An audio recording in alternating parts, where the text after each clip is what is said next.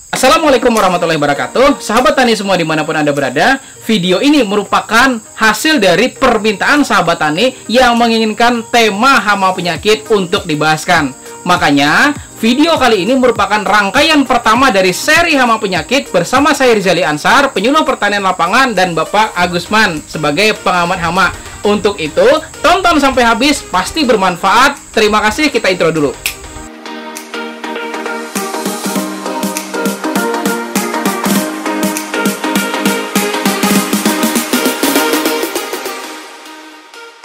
Bagi yang belum subscribe, subscribe dulu. Dan aktifkan juga loncengnya, biar ketika ada video dari channel ini, Anda akan langsung dapat notifikasi atau pemberitahuannya di handphone Anda. Silahkan. Oke, sahabat tani, bersama dengan saya, Bapak Agusman, selaku pengamat hama di Kecamatan Batang Alai Utara. Selamat pagi, Pak Agus. Selamat pagi. Oke, ini sehat-sehat aja, Pak Agus? Alhamdulillah. Alhamdulillah, sehat banget. Nah, kemarin kita rayu-rayu sahabat tani Pak Agus. Akhirnya Pak Agus mau bersama kita untuk membuatkan video tentang tema hama dan penyakit.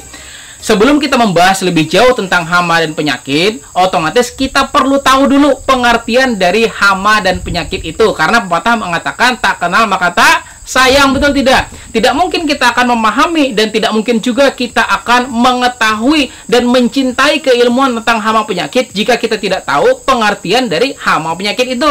Untuk itu, mari kita tanya-tanya Pak Agus. Boleh, Pak Agus? Boleh. Oke, silakan. Menurut Pak Agus, kira-kira apa sih pengertian hama itu, Pak Agus?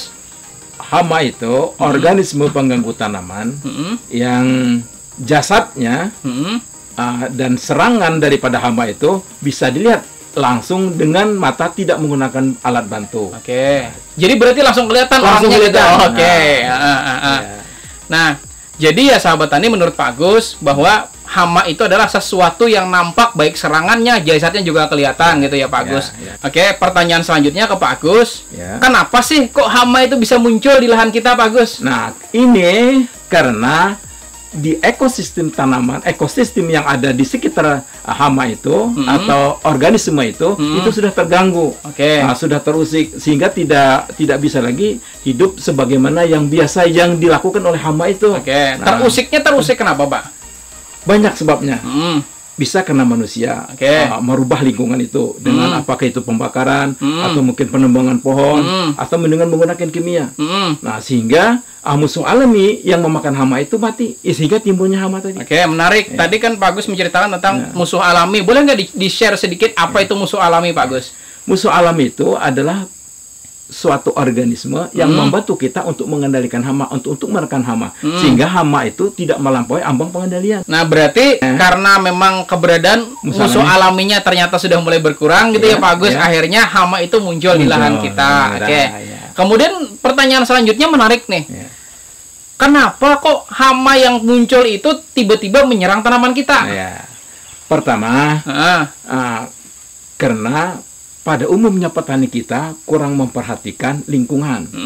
Seharusnya sebelum kita melaksanakan budidaya tanaman, apakah itu tanaman padi atau tanaman sayuran atau tanaman palawija, terutama yang kita bicarakan tanaman padi, sebelumnya itu kita harus melaksanakan yang namanya itu pengendalian secara fisik. Oke, pengendalian secara fisik. Ya, mencegah supaya hama itu jangan sampai meledak. Jadi sebelum ada pertanaman itu kita pengendalikan secara fisik. Contohnya kita seperti gerobyokan. Nah, itu kita laksanakan itu. Nah, terus setelah melaksanakan pengendalian secara fisik tadi, kalau memang kita lihat di populasi di lapangan banyak, selain pada fisik kita bisa menggunakan dengan secara mekanik. Nah, jadi secara fisik maupun secara mekanik. Yang namanya mekanik itu kita menggunakan perangkap. Nah, semua hama sebenarnya bisa kita perangkap dari penggerik batang.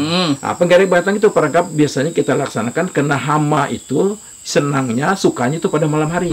Jadi sehingga kita melakukan perangkap pada lampu yang kita bikin di tengah sawah itu, di bawahnya menggunakan jidar atau menggunakan ember, sehingga bisa masuk ke sana. Jadi terperangkap dia berarti. Setelah itu, kalau mungkin ada kera, kita menggunakan perangkap dengan menggunakan kayu yang kita bikin. Memang itu spesialis orang-orang tertentu yang bisa membuat perangkap sehingga keranya itu masuk ke dalam perangkap itu. Nah, itu jadi atau menggunakan secara selain daripada fisik, mekanik, secara biologi. Biologi kita menggunakan musuh alami tadi. Nah, musuh alami. Untuk musuh alami tadi sebenarnya banyak di lapangan musuh alami yang kita tidak tahu. Bukan tidak tahu sebenarnya, tapi tidak mau tahu. Padahal luar biasa banyaknya tanaman itu. Bukan tidak tahu, tapi tidak mau tahu gitu ya. Contohnya di lapangan itu ada laba-laba. Kita tidak mau tahu, kita ambil laba-laba kita untuk mancing. Iya. Kalau saya bukan buat mancing, tapi buat mancing emosi gitu kan. Nah itu setelah laba-laba seperti ular sawah itu kita matikan. Padahal itu kan untuk musuh alami dapat mati. Ini ada ular sanca gitu kan, diambil buat dijual kulit. Itu bahaya. Itu kan bahaya. Sebenarnya itu kalau kita dimanfaatkan sih membantu kita untuk mengendalikan dengan secara banyak sebenarnya secara biologi, anjing, kucing, dengan labanya yang kita perhatikan di lapangan itu luar biasa banyaknya. Tapi petani kita kan tidak memperhatikan ke sana. Mereka mengendalikan pakai kimia. Nah, itu yang susahnya kimia ini. Kimia ini mereka tidak memperhatikan ambang pengendalinya. Padahal kan semuanya itu dikendalikan itu berdasarkan ambang. Artinya berdasarkan perhitungan secara ekonomi untung atau rugi. Nah, seperti pengering batang. Pengering batang itu sudah standarnya 10%. Apabila serangan di lapangan 10%, nah itu baru dikendalikan dengan kimia. Kalau tidak, jangan. Bisa kita kendalikan dengan menggunakan pestisida nabati. Pestisida nabati nanti kita bicarakan lain lagi. Nah, itu banyak sebenarnya untuk mengendalikan hama tadi, tidak harus menggunakan pestisida kimia, tapi cukup dengan menggunakan pestisida nabati. Nah, itu yang paling baik sebenarnya. Mungkin ini permasalahan yang terjadi itu juga terkadang petani suka mencampur pestisida gitu kan, akhirnya juga menyebabkan musuh alaminya mati gitu ya, Agus. Nah, pertanyaan selanjutnya ke Pak Agus, boleh nggak kira-kira dijelaskan ke kita jenis-jenis atau penggolongan dari hama itu apa saja, Pak? Oh iya. Hama itu macamnya sebenarnya ada sistemnya, ada hama pengerat. Pengerat itu seperti tikus. Nah, ada hama yang sistemnya itu menusuk, seperti umpamanya kayak wereng. Nah, ada sistemnya itu menggerek, seperti ulat penggerek batang. Ada yang sistem mengunyah, itu belalang. Manusia bukan, Pak? Bukan.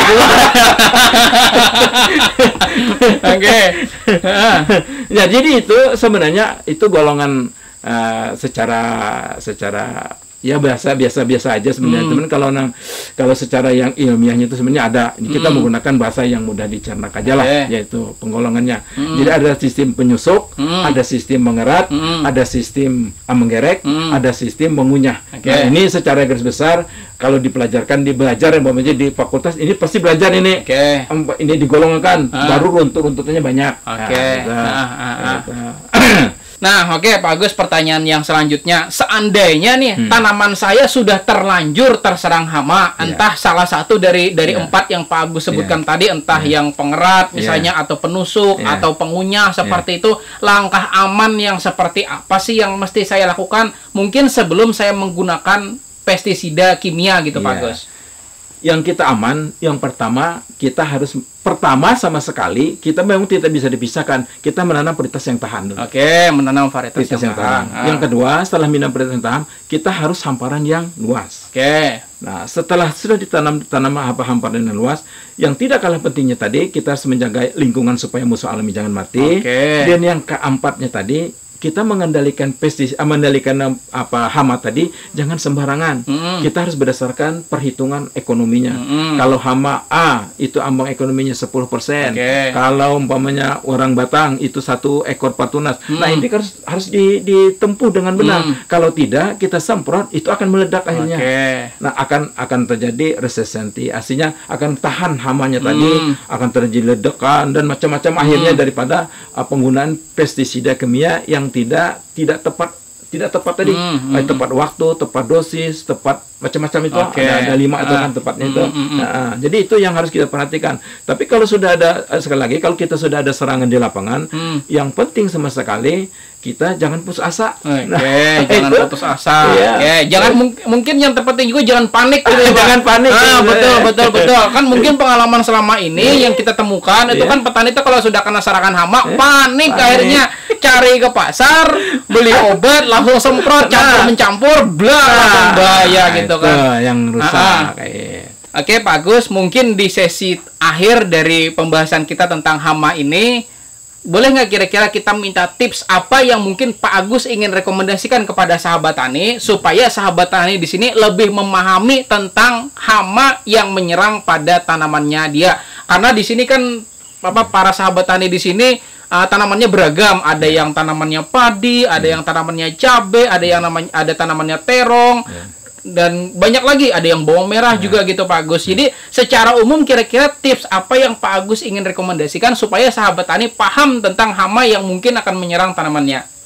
Pertama yang kita harus perhatikan adalah kalau kita menanam tanaman, umpamanya tanaman padi, yang kita perhatikan adalah seperti varietas apa yang kita tanam. Terus apa namanya, tanahnya.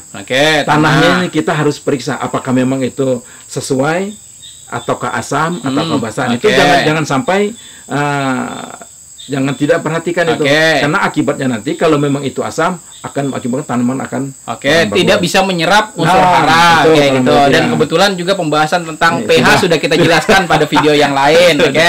Kemudian apalagi kira-kira Pak Agus? Selain pada itu, jangan sampai meninggalkan petugas di lapangan. Ini yang jadi masalah juga gitu lah. Harus bertanya baik itu dengan penyuluh maupun itu dengan PHP maupun dengan ketua kelompok tani maupun dengan ketua tani, bertanya, bertukar pikiran. Artinya jangan sampai meninggalkan petugas.